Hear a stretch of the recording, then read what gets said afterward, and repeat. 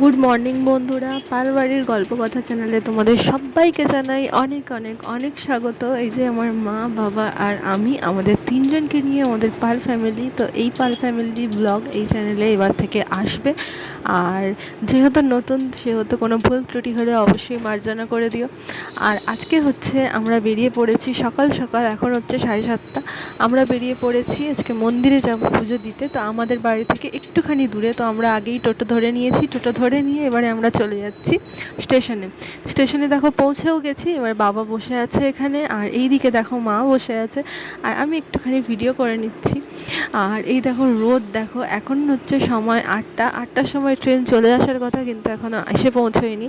তো ফাইনালি ট্রেনে উঠে পড়েছি। এবারে চলো ধীরে ধীরে আস্তে আস্তে চলে যাই আমাদের গন্তব্যে। তো আমাদের বাড়ি থেকে যে মন্দিরটা, সেটা হলো জগপুরের মনসা মন্দির। তো আমরা সেখানেই যাচ্ছি আজকে পুজো দিতে। যে মা আর আমি সবাই সিট পেয়ে গেছি, মা, আমি, বাবা ওইদিকে বসেছে। তো এই যে বসে আছি, হালকা হালকা হাওয়া, যেহেতু গাড়িটা আসতে চলছে, তো হাওয়া খেতে খেতে পৌঁছে যাচ্ছি। আর সকালবেলা এই জন্যই বেরিয়েছি, কারণ প্রচণ্ড রোদ বাইরে, দেখতে পাচ্ছ। এই রোদে এই 8টার সময় যেন প্রচণ্ড গরম লাগছে। তো চলো আস্তে আস্তে আমরা পৌঁছে।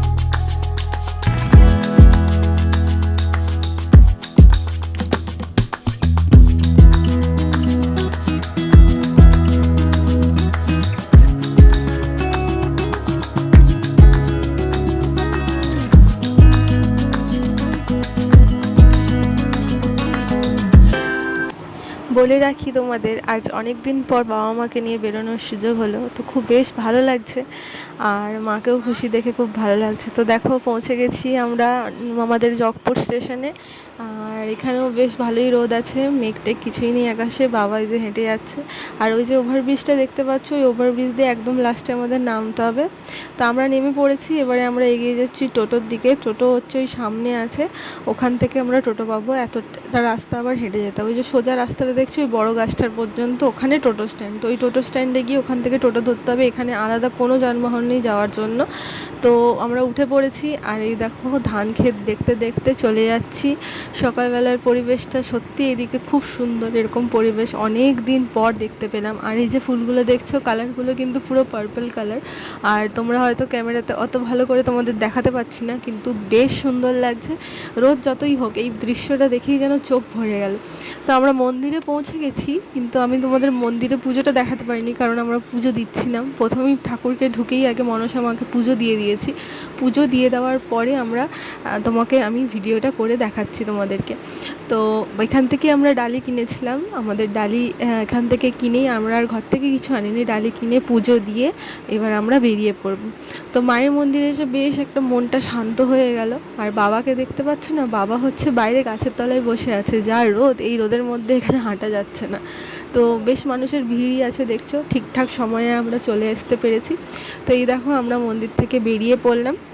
আর বাবাকে এবারে প্রসাদটা দিয়ে দেবো, দিয়ে আমরা প্রসাদ গ্রহণ করব। তারপরে আবার আমাদের ট্রেন ধরতে হবে। তো প্রসাদ খেয়ে নিয়ে একটুখানি জিরিয়ে নিয়ে আমরা চলে এসেছি আবার টোটো ধরে স্টেশনে।